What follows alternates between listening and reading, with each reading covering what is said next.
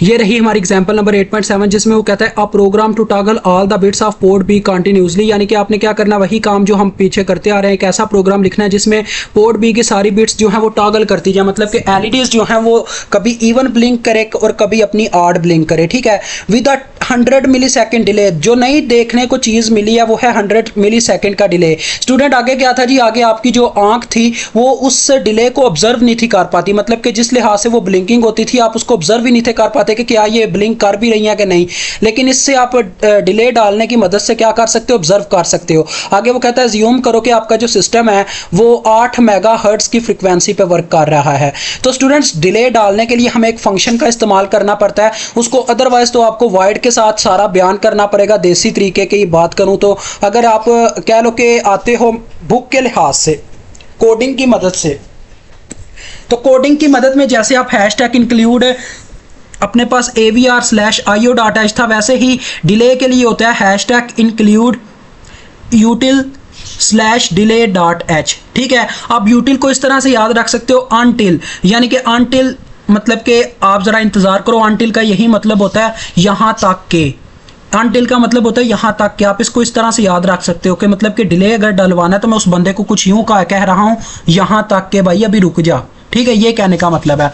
तो util/delay.h, otherwise आप इसका रट्टा मार लो, लेकिन मेरा रट्टा मारने का यही तरीका है कि मैं इसको अनटिल की मदद से याद रखूंगा यूटिल को, ठीक है, util/delay.h। ये एक लाइन लिखने से आप वाइड के पूरे फंक्शन को लिखने से बच गए, ठीक है। उसके बाद अपना फंक्शन वैसे का वैसे ही स्टार्ट करो, हैशटैग इंक्लूड तो avr/io.h आ जाएगा। उसके बाद हम मेन की बॉडी को स्टार्ट करेंगे। अब स्टूडेंट आपको पता है हमने क्या करना है, पोर्ट बी में चेंज लाना है। तो कितनी मरतबा उसने बोला, इसमें इसने ये नहीं बोला कि कितनी दफा उसे ब्लिंक करवाना है, कंटिन्यूसली ये काम चलता रहे। तो सबसे पहले मैं क्या करूंगा जी स्टूडेंट्स, देखो DDRB के अंदर FF स्टोर करवा दूंगा, क्योंकि पोर्ट बी में आउटपुट हमने रखनी है पोर्ट बी में। तो ये आपको पता है, मैंने आपको पहले भी समझाया, जब हमें आउटपुट रखनी हो तो 0x FF स्टोर करवाते हैं। DDRX होता है वैसे जो जोन सी पोर्ट हो उसका नाम आगे लिख दिया जाता है X की जगह। तो DDRB 0x FF आ गया। उसके बाद हमें क्या करना होगा जी, अपना सबसे पहली बात है वाइल लूप हमने चला दिया, क्योंकि स्टूडेंट्स इसमें उसने ये नहीं बताया कि कितनी मरतबा आप करना चाहते हो, तो डायरेक्ट हमने वाइल लूप चलाया, ठीक है, वाइल इंटू 1। सबसे पहले हम क्या करते हैं, चलो आड एलईडीज की बात करते हैं, नहीं इवन की आड की, चलो आड की ही बात करते हैं। देखो स्टूडेंट्स आठ एलईडीज का आपको पता है क्या कोड बनता है, 10 10 10 10, टोटल 8 एलईडीज हैं। तो 8 एलईडीज में हमारे पास 8 एलईडीज 1 1 अगर हो जाएं तो हमारे पास AA बनता है। तो देखो इसने क्या किया, पोर्ट बी में सेव करवा दिया 0x AA। अब ये ब्लिंकिंग तो होगी, लेकिन इसमें आगे डिले का प्रोग्राम हमें लिखना होगा। तो डिले का लिखने का तरीकाकार होता है -delay -ms मिलीसेकंड और इनटू आप जितना डिले डालना चाहते हो। ये देखो ये तरीका है, ठीक है। ये मैंने देखो यहाँ पे लिख दिया डिले मिलीसेकंड इंटू 100, ये बता रहा है कि 100 मिलीसेकंड का डिले डालना है।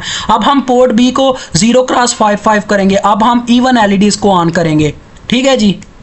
तो ये देखो port B is equal to 0x55। अब इवन एलईडीज ऑन होंगी, लेकिन ये भी कुछ डिले के साथ। अब मैं इसके अंदर भी डिले डालूंगा, डिले मिलीसेकंड 100 का, ठीक है।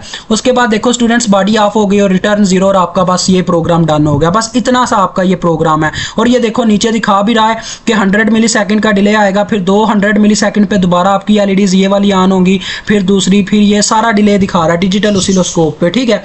तो ये सारा चक्कर है, कोई इतना मुश्किल काम नहीं है स्टूडेंट्स। बस इसमें यह है कि हमें ये नहीं था बताएगा कि कितनी दफ़ा आपको लूप चलाना है, इस वजह से हमने वाइल लूप की मदद ली। अदरवाइज आप जानते हैं हम फॉर लूप लगाते होते हैं। तो वाइल लूप को चलाने का आपको पता क्या तरीका, वाइल इंटू 1 और आगे लूप की बात कर दो स्टार्ट में। बस इतना सा आपका ये एग्जाम्पल था, मुझे उम्मीद आपको समझ आ गया होगा। अल्लाह हाफिज़, अस्सलाम वालेकुम।